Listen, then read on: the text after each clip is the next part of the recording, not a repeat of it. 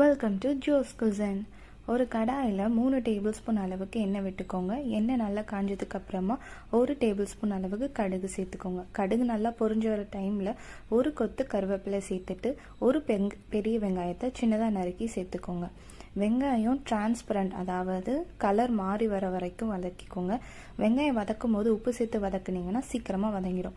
இதை வதக்குனதுக்கப்புறமா இது கூட கொஞ்சமாக மஞ்சள், அதாவது அரை டேபிள் ஸ்பூன் மஞ்சள் தூள், 1 டேபிள் ஸ்பூனில் பாதி சிக்கன் மசாலா அப்புறம் சில்லி பவுடர் சேர்த்து ரெண்டையும் நல்லா கலந்து விட்டுக்கோங்க.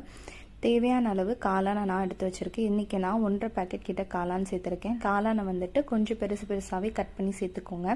இதில் எந்த விதமான தண்ணியும் சேர்க்க வேணாம், ஏன்னா காளான்லேருந்து தண்ணி பிரிஞ்சு வரும்.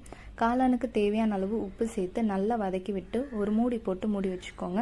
காளானில் தண்ணி சேர்க்காமலே தண்ணி இவ்வளோ வந்திருக்கு. லாஸ்ட்டாக பெப்பர் அப்புறம் மல்லியில் தூவி இறக்குனீங்கன்னா காளான் மசாலா ரெடி ஆகிடும். Welcome to Jo's Kusan.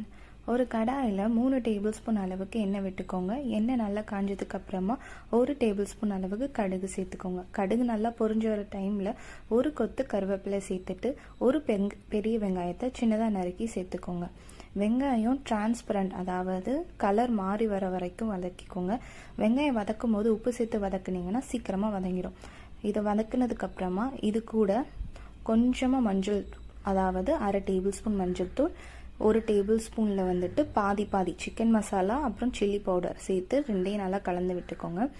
தேவையான அளவு காளானை நான் எடுத்து வச்சுருக்கேன். இன்றைக்கி நான் 1.5 பேக்கெட் கிட்ட காளான் சேர்த்துருக்கேன். காளானை கொஞ்சம் பெருசாகவே கட் பண்ணி சேர்த்துக்கோங்க.